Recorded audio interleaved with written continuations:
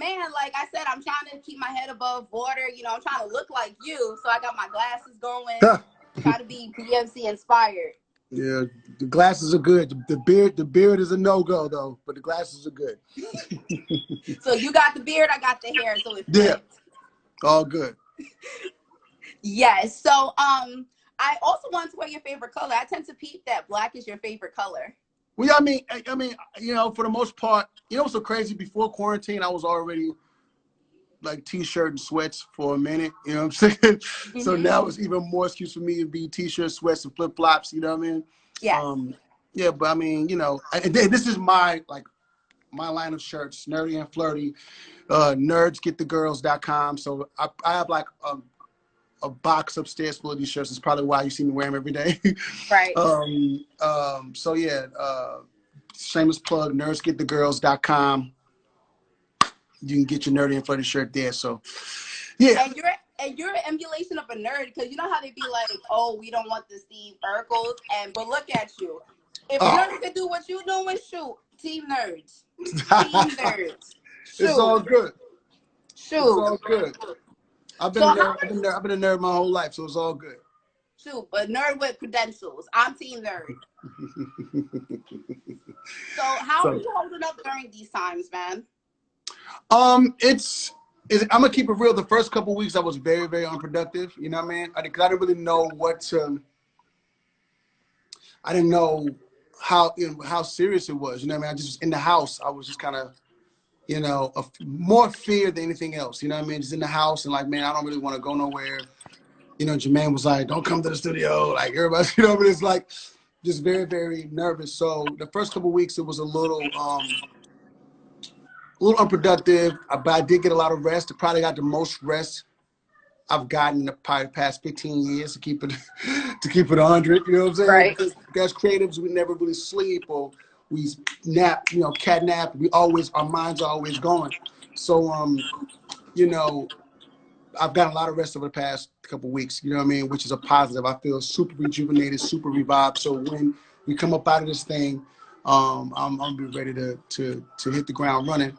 But this week I've decided to be a little more productive. I went to the studio to go grab all my stuff so I can set up at the house and won't have to leave. So I got a little makeshift thing in my condo right now, so I can write and do what I got to do. Jumping back, you know, into the groove of just trying to working. I have my son with me. My son's been with me for a few weeks, so you know we're quarantining together. You know, and you know it's just been me and him kicking it. You know. How is it with your son, man? Because I know with the schools, like I don't know if you guys have online schools. I think that you know we were doing school online, and then of course they actually Cobb County, Fulton County, they canceled. They cancel school for the rest of the year. Oh wow! So we're doing things now to just to keep his mind going. I did this thing online called Khan Academy where they have like lessons and stuff like that for free. So we've been doing that, and we've been playing a lot of board games and card games and video games and watching documentaries and you know, I mean, now I want to use this time because I feel like because he's with me and it's not a school, you know, we're not doing school per se. Now I could kind of teach him things that I want him to know about. Like we're watching the Malcolm X documentary this week.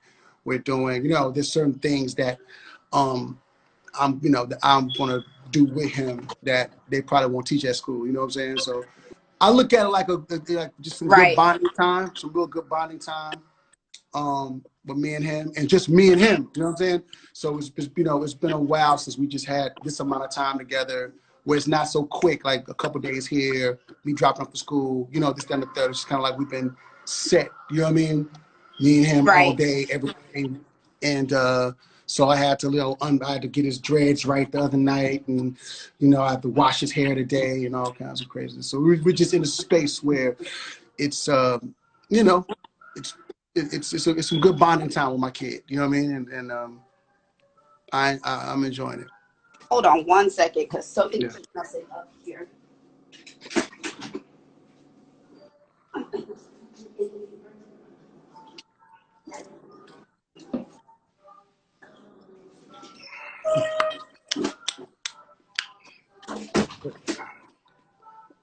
Sorry about that.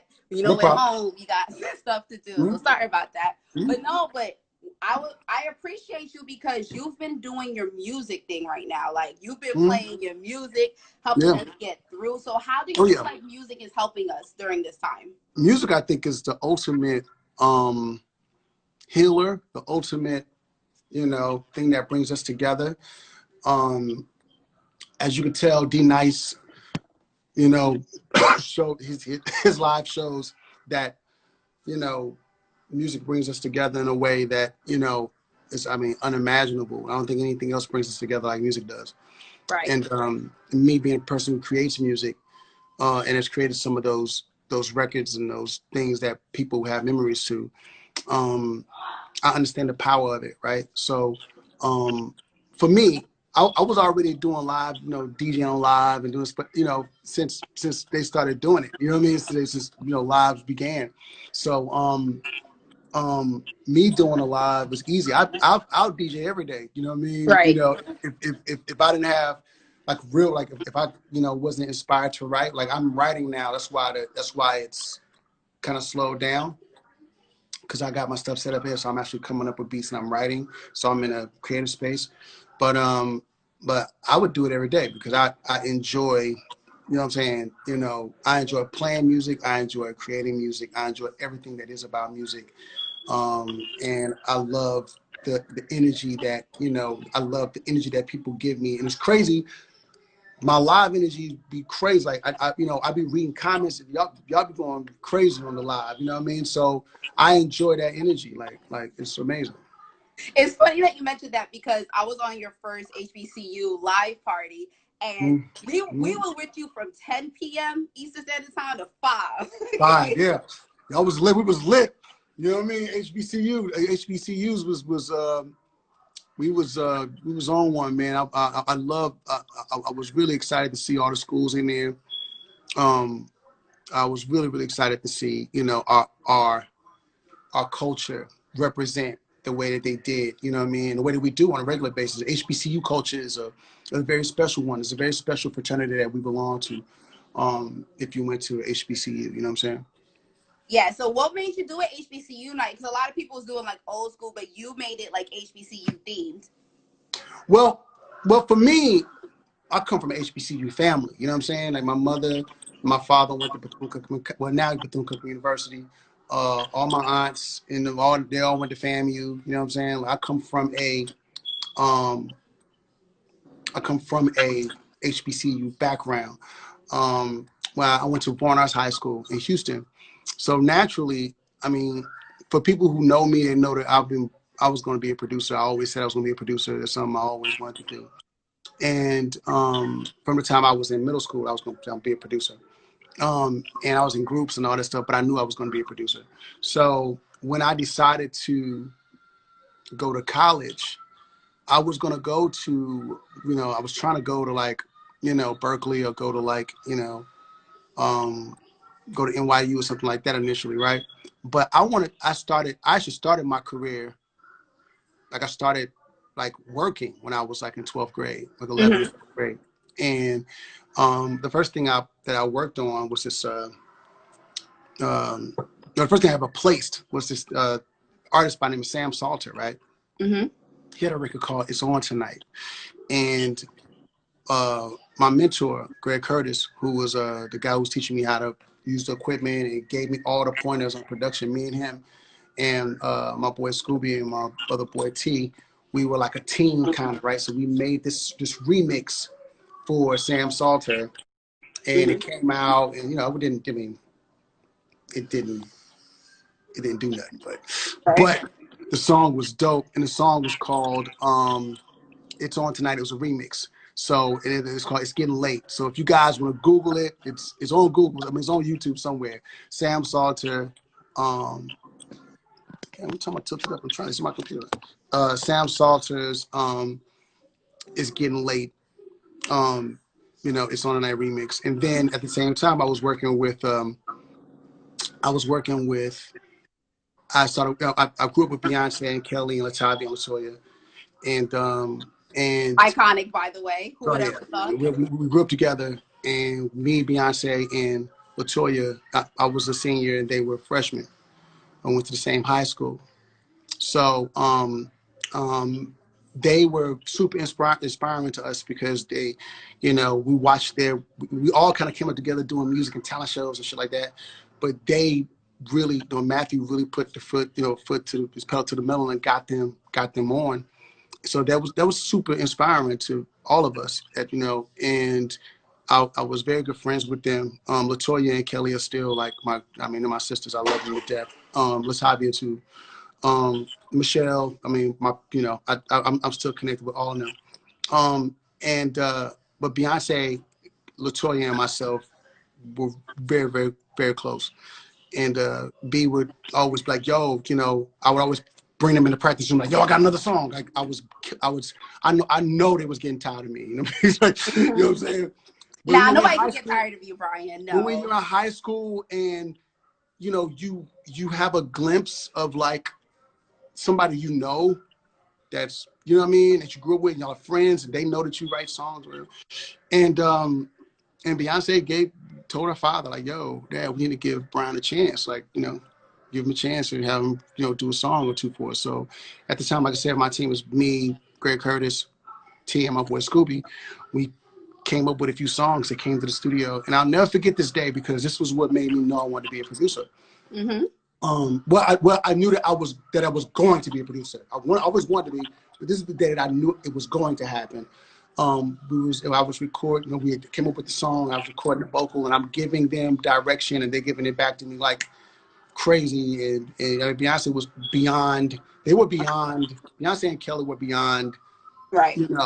They were already so skilled, so ready. You know what I mean? Mm-hmm. And they were kids. Like if I was 17 at the time, they were like 12, 13, right, like that. You know what I mean? So they were so wise beyond their years at such a young age. I just knew right then. I was like, yo, this is what I'm going to do for the rest of my life. You know what I mean? Right. And shortly after, I ended up coming to Atlanta. I decided to come to Atlanta because, we're talking about 97, 96, mm-hmm. 97. I mean, Atlanta mm-hmm. was fire. Right, with LA, with the with LA, what was it? LaFace Records and Jermaine. Yeah, LaFace, Dark, So Def, Tony Mercedes. I mean, it was crazy out here. Organized noise, it was nuts. And then what happened was, what really pushed me to Atlanta, and I keep it 100. Every time I tell the story, I have to keep it 100. Okay. There was a girl I was in love with who I thought, was going to be my wife, and I was going to be with for the rest of my life. And she was a year behind me. So when she graduated high school, well, it was time for her to graduate. Her name was Judith Franklin. I got to give her props. Her name was Judith. When she was about to graduate, she told me she was moving to Atlanta. You know what I'm saying? And she was coming to Clark. And for me, I was like, well, we going to Clark.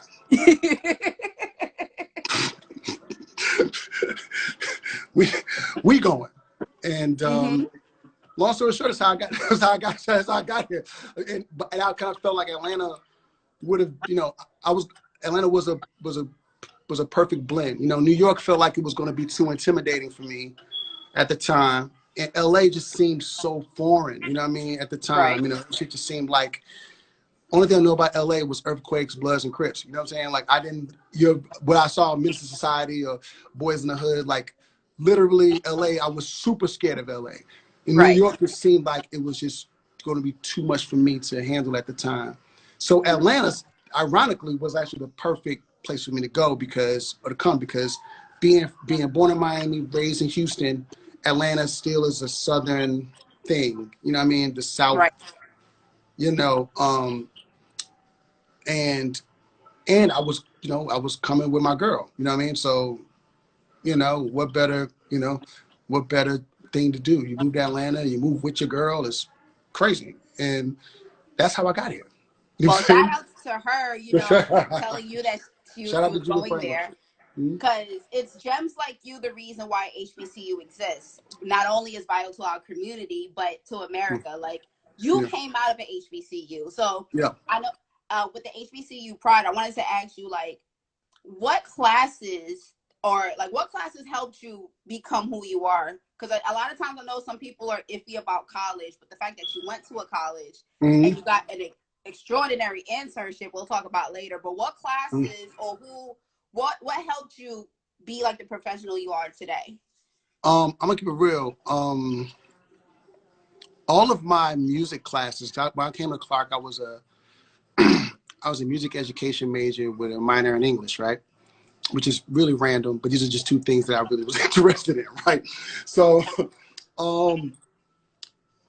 my music instructors were very inspiring, and they're the ones that, I mean, I always had a work ethic. I came here working, you know what I mean? I came here opening up, you know, people don't know back in, you know, now you have Google and shit, but when I was coming up, you had to dig through the yellow pages or dig through the white pages or this, that, and the third. Like literally my first week here, I was calling all the studios and, you know, like trying to get internships. And I didn't even know how I was going to do it. You know what I mean? But I was like, I'm here and everything is here. I might as well figure it out.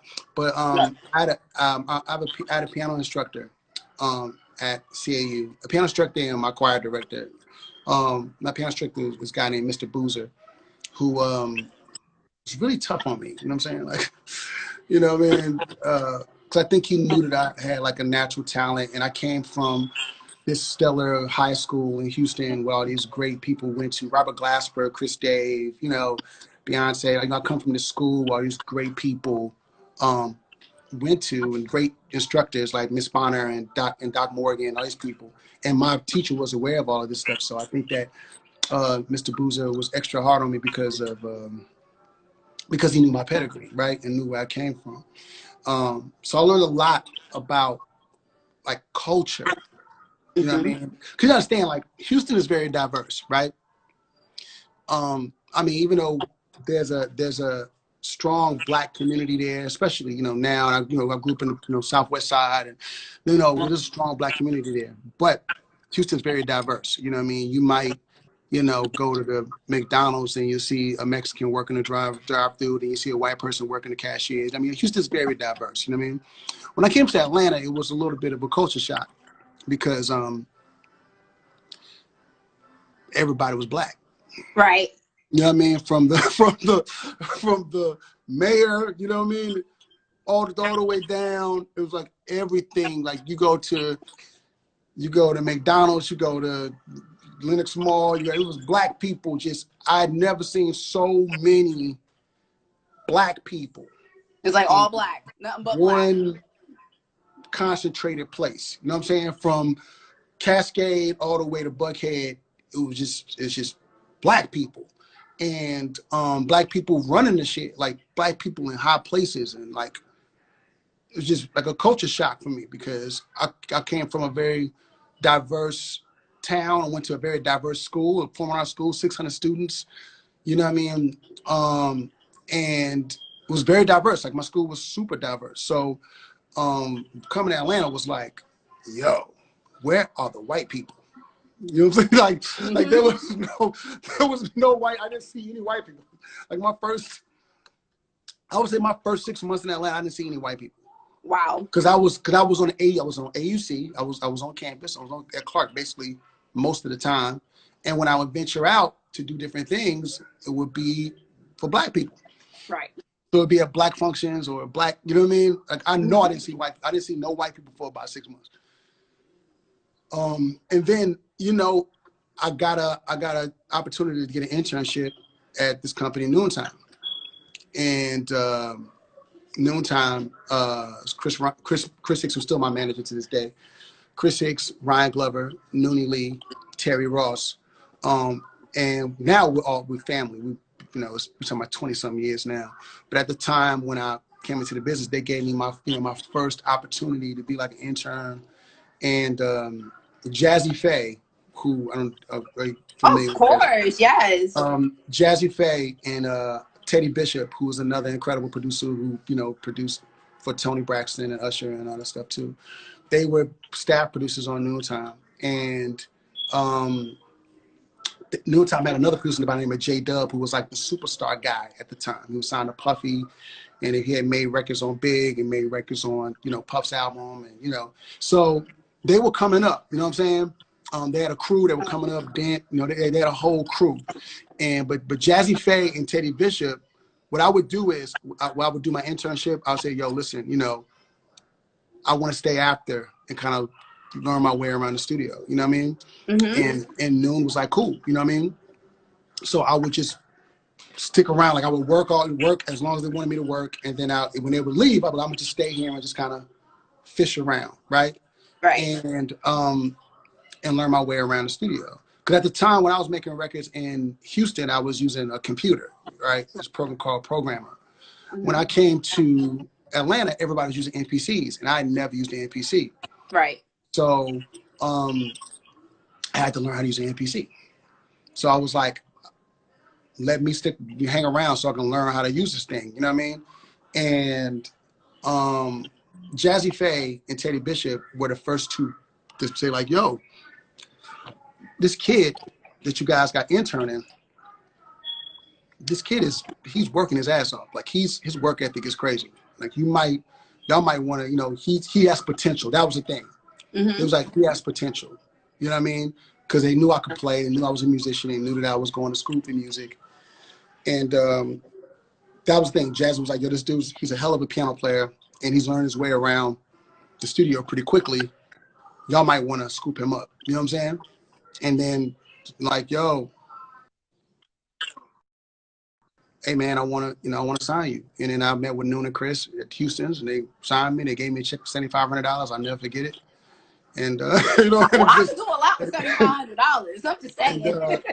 And I was signed. And then right after that, I met. Well, I met Brian and Brandon during that process. Brian and Brandon Casey from Jagged Edge, kind of doing that process. But right after I signed a Noontime, Brian and Brandon. I knew Jonte too. Me and Jonte had met at that point too. Jonte was 16 and I was 19 at the time.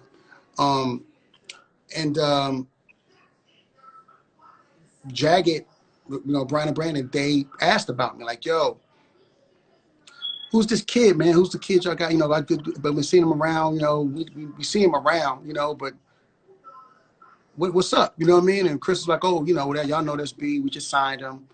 Oh, say, is he good? He was like, he's good. He's like, we want to work with him. They didn't hear none of my music, you know what I mean? Nothing. They just like, we want to work with him. So Chris set up the meeting.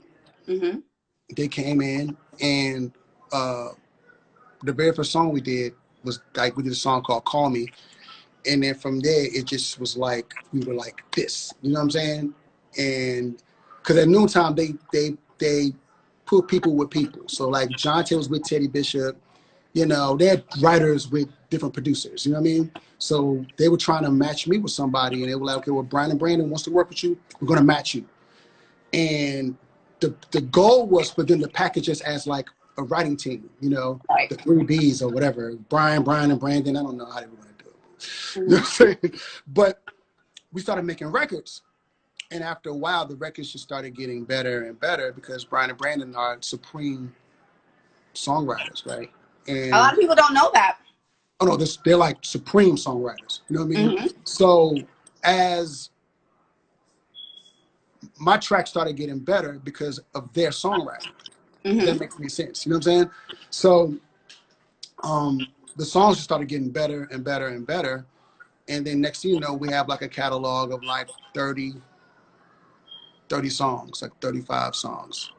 How was it like working with the twins? Because I know we'll see the documentaries. I think you've mentioned before. Although there was R&B, they was with it. So how was it like collaborating with them at that time? I mean, they were very, very rough around the edges. I mean, Jagged Edge describes what they were to a T.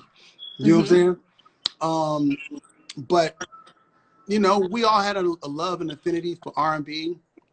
They had a natural knack for it. You know, there's a lot of writers around that time, like DJ Rogers and Tank, Brian and Brandon Casey. Like we all had a love for the genre, and these guys were doing it at a high level. Like DJ Rogers was doing it at a high level. He had an album now, so it was 5 mics, you know, 5 stars and 5. You know, like everybody was doing it at a high level. You know what I mean? So for me, it was like I got to step you can't help but step your game up when you're around people who are that good. You know what I'm saying? Yes. So we just started making songs, and look up, we had like 20, 35 songs. And you just look up. Yeah, because we were just working, and we would do songs, and Chris would take the songs. Like, okay, I'm gonna take the songs, and they would go shop the songs or whatever. So you start placing little songs here, song there, this, that, and the third. Simultaneously, I get a call. Chris calls me like, yo, it's this group I want you to work with. They're from Houston. And I was like, who? Ideal? He was like, yeah. I was like, I know Ideal. My cousin's the musical director for Ideal, Donnie Skance. So I called Donnie, like, Donnie, they want me to work with Ideal. And he was like, oh, great. We coming down there, this, that, and the third, whatever. So Ideal comes down in the midst of all of this stuff. Ideal comes down, and we make, a bunch of songs for them. We make,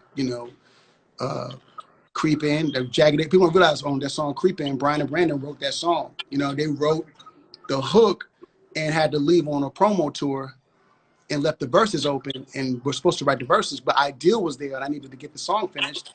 So Jonte wrote the verses. So the first time that Jonte and Jagged Edge worked together, it was unintentional, you know what I'm saying? But right. And then me and Jonte was on my bumpers every day. Yo, man, I made a song for Jagged Edge called What You Trying to Do. And Jonte was on me every day, like, yo, man, I need a track like that. I need a track like that. Nigga, I need a track like every day. I'm like, man, I got to get in the zone. I wasn't in the zone every day. Then finally he came and was like, yo, man, when I'm gonna get my track? You know what I'm saying? I'm ready to. Okay, so I was with Kevin, who's the guitar player.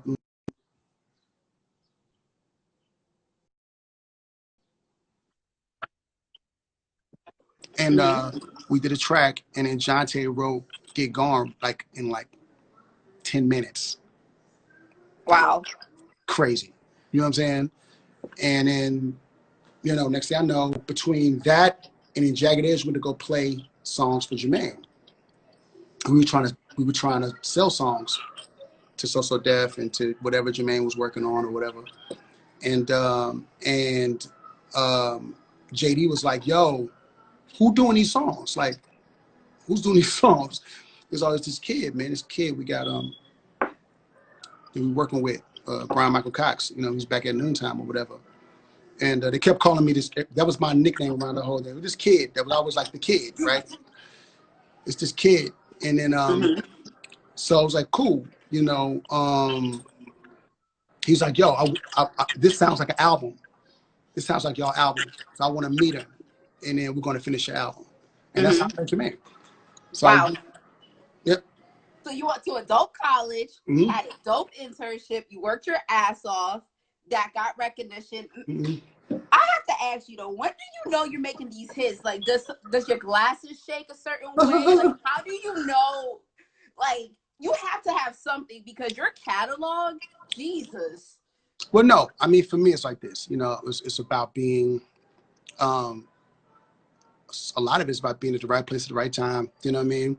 Having people, having a mentor like, Chris Hicks, having a mentor like Jermaine Dupri, and being able to, capitalize off of those relationships properly. You know what I'm saying? Without somebody feeling offended. You know what I'm saying? Right. JD is a person who gave me a lot of game, a lot of knowledge, and an incredible opportunity because he was already Jermaine Dupri and they were already a huge company and he didn't have to pick me, to work with. You know what I'm saying? It was right. just like, for the fact that there was something special about me in that light. I was making records, you know what I mean? And simultaneously, so Get Gone comes out and becomes a top 5 record. At the same time, I'm doing Jagged Edge. We're finishing Jagged Edge. Let's Get Married. All them records. We finishing these songs. And classics. For me, it was the combination of having Chris, Noon, and Ryan, and having Jermaine.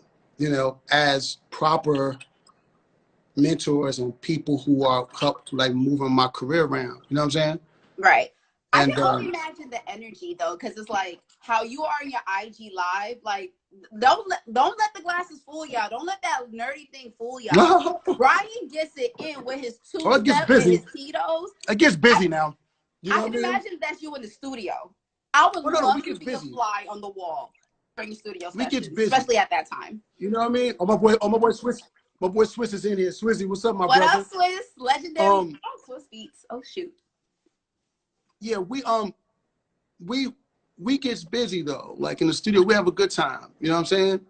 I have a good time in the studio, man. I you know, and let me tell you, I have a good time, period. You know what I mean? Like, if anybody knows anything about me, I like to party. I like to, you know what I'm saying? I DJ, not just at the crib, you know, I do a weekly party, a weekly R&B called Ladies Love R&B. Me and my boy Keith Thomas. We've been doing this for about 4 years now. You know what I mean? I go DJ in East Atlanta. Like I'm of the, like I love to get down. I love the party. I love the energy.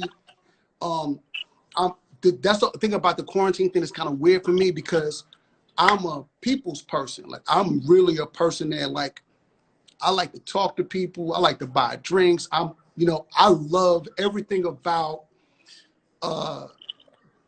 this business of music, but also the energy that the music business brings.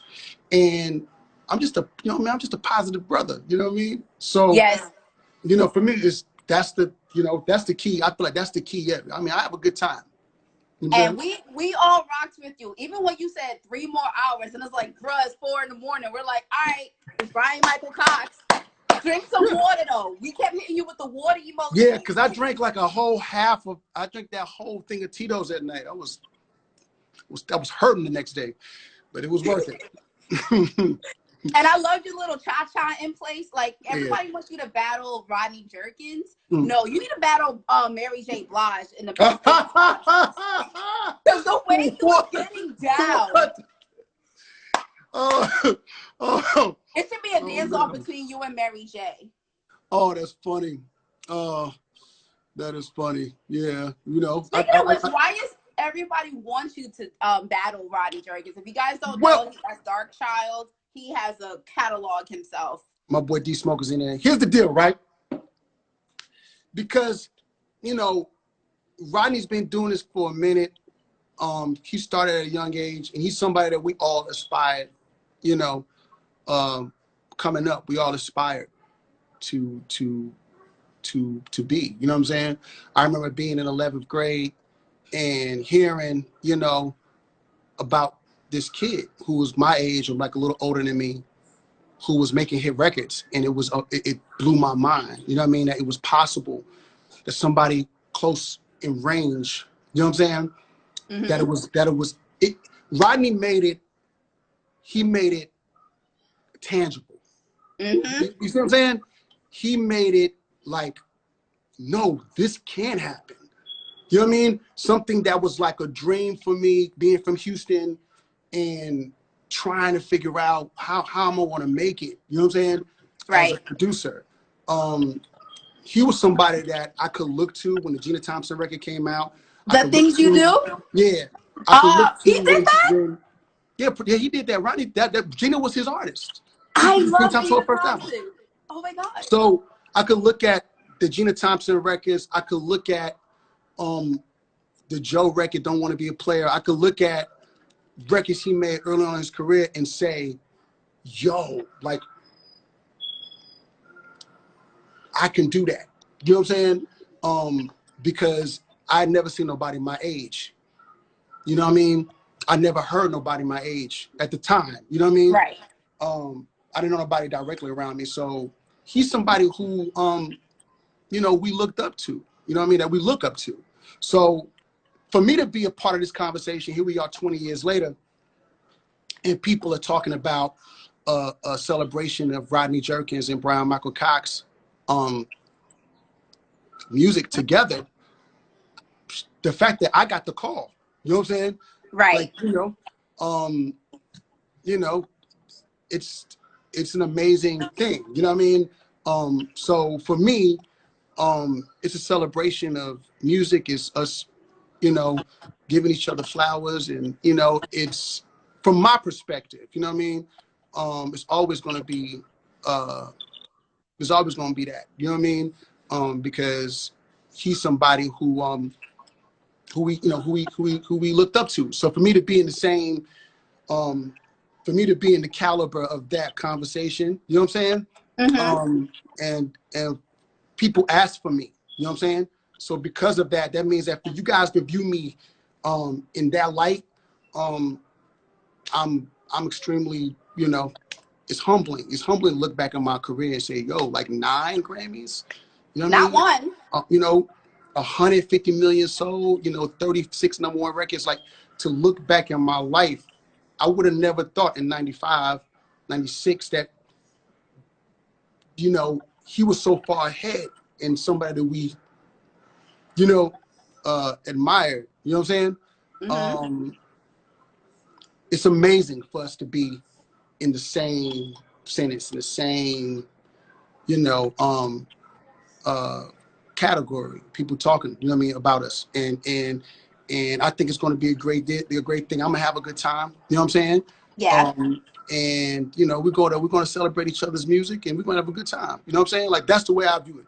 You know, I don't care how nobody else views it, what people think I should say or anything like that. It's just, man, we're gonna have a great time, man. You know, and I want us to feel good about what we're doing. We're shining a light on our accomplishments, and you know, it's everybody's a winner. You know what I mean? In that situation, you know what I mean? So from what I gather is happening, I've talked to Swiss, I've talked to Tim, and I'm just waiting on a date, you know, and you know, I know everybody's been wanting to see it. It's gonna happen, and we're gonna make it fun. It's gonna be a show. I'm gonna put my tuxedo on, you know what I'm saying? Have champagne. Are you gonna have your Tito's? No, I'm drinking champagne that night. We're celebrating. I'm drinking champagne. I got this bottle of champagne that Jonathan Mannion sent me. So I'm gonna open that up. I'm gonna have the champagne ready, my tux on. Jonathan lives right up the street. Jonathan gonna come to the crib, and we're gonna have a good time, man. Like, that's where I'm at with it. We'll have a great time. You know what I'm saying? It's gonna be a celebration. You know what I mean? And the thing is, your music alone, like, I'm a proud Black millennial. Like, you penned the soundtrack for millennials. I appreciate it. The late 80s, I was just born, so I don't really remember. Shout outs to, you know, footage, like archive stuff. Early 90s, I was still learning how to write. Late 90s, 2000s, I remember everything. And the fact that I'm speaking to somebody that contributed to the times, like, don't mess with, I can't say like, it's all good. Mary J. Blige, Usher, like, my dude, like, thank you. And by the way, my dude.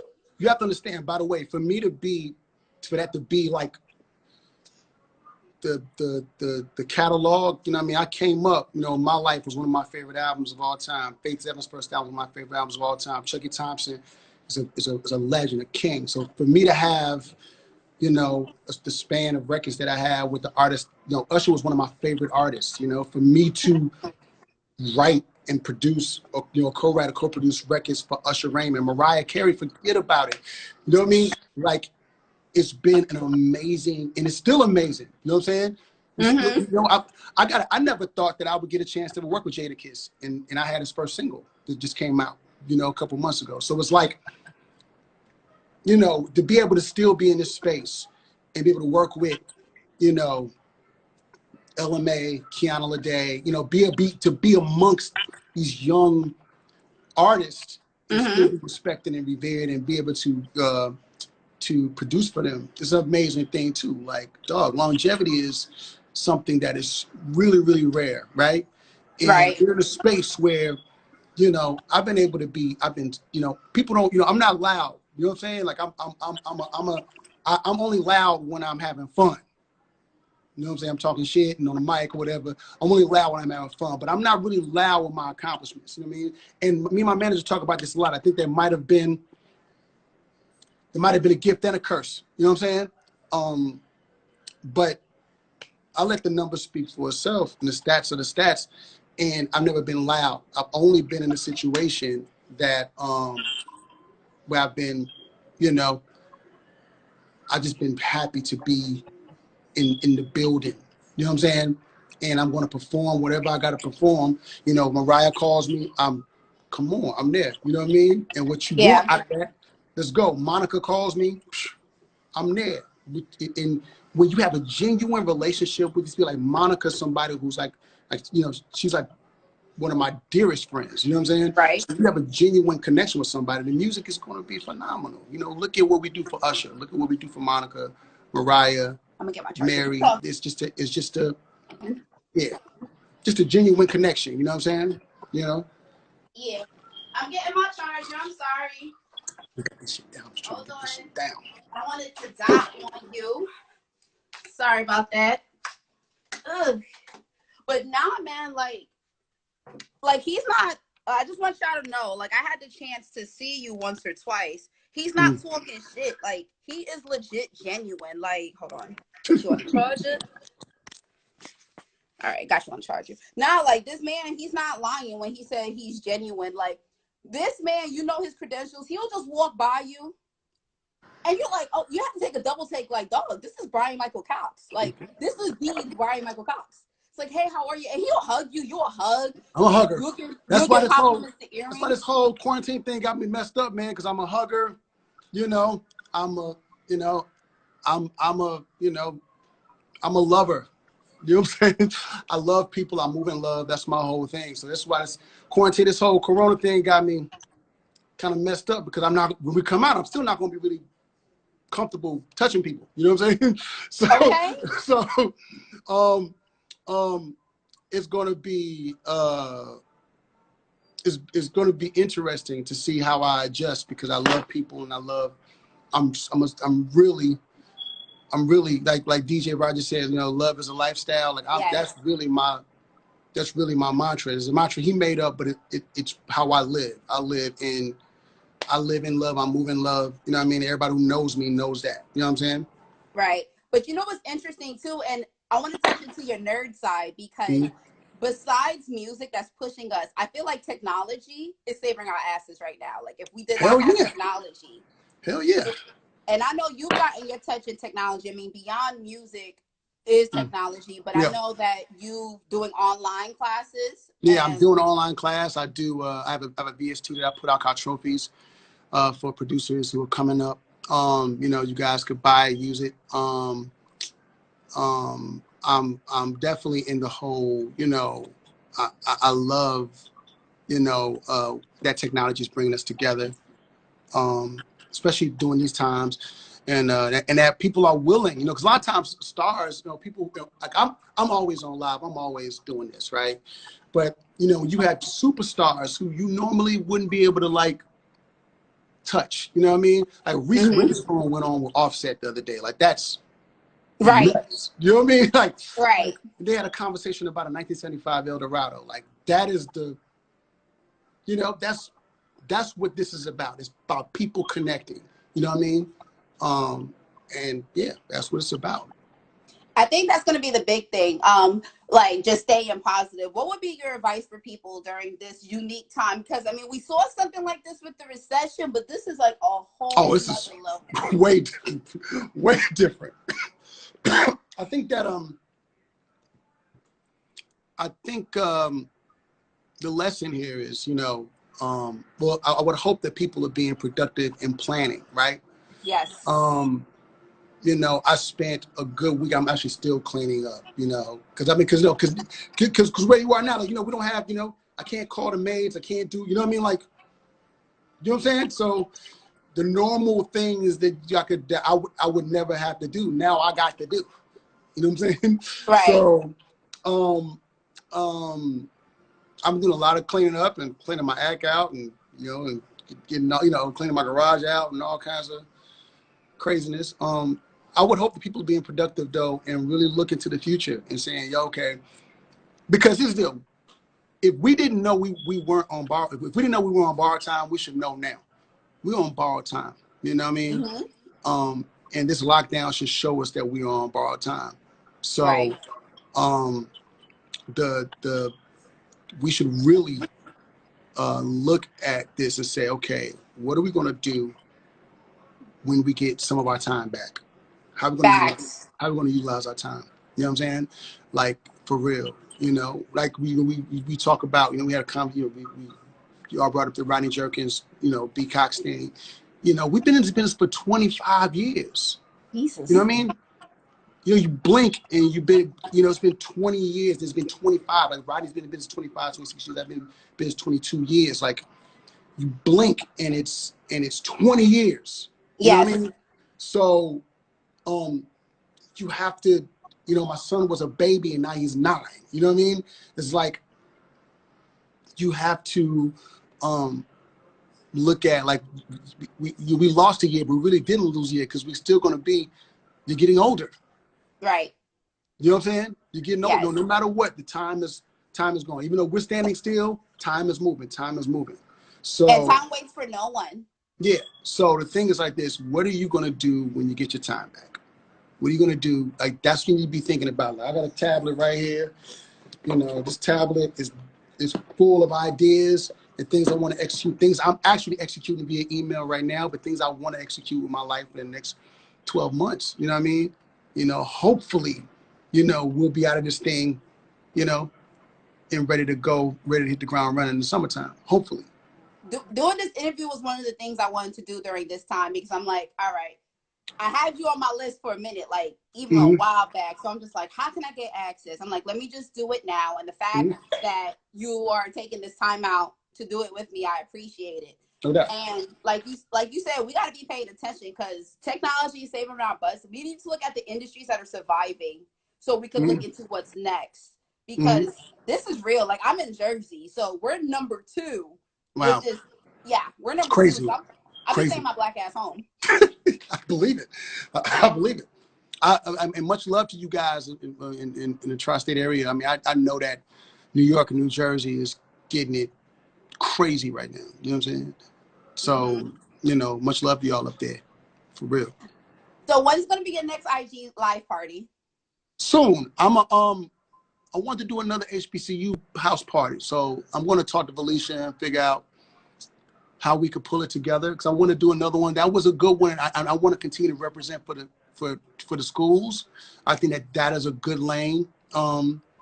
Tomorrow I may jump on live tomorrow. We do our Wednesday night party, and we did something with our resident DJ, Mixmaster David, last week on the live. But I think that we're trying to figure out the best way to do it. I think I may DJ tomorrow night. For ladies of R&B, I got to talk to Keith and talk to David and figure out how we're gonna do it. But I mean, I'll be on DJing a few times this week, and I'll definitely let y'all know. The other night I just kind of went impromptu, but these next couple ones that come up, I'll let you guys know in advance, and we'll have a good time as usual. You know what I'm saying? I restocked on the Tito's and the Jack Daniels and all that, so I'm restocked. You know what I mean? And please bring the water too. Oh yeah, I got the water. I'm stout. I definitely got water. I got water for days. I'm stocked up for water. But yeah, I'll let you guys know when we jump back on. I actually may jump on a live and, you know, do some tracks and stuff. I'm gonna get back active on a live. You know, it's just been. Oh, tomorrow, of course, I have we do No Chill Radio from 6 to 8, so I'll be on my live for that. So yeah. You know, I'm gonna be active. You know, I'm gonna be active. You know what I'm saying? Yes, and I'm gonna tell y'all, please attend his live parties. It's so much fun. He jams out. He's so chill. Like, please, you might learn a few dance steps. We're gonna turn up. I got you. I'm gonna do my 2-step and all that. We have a good time. So again, Bryan Michael Cox, living legend, Black excellence. I really do appreciate you doing this for me. I appreciate you having me. We had a good, you know, I'm always down to have a conversation, and I'm glad that we were able to do it. So appreciate y'all. And one more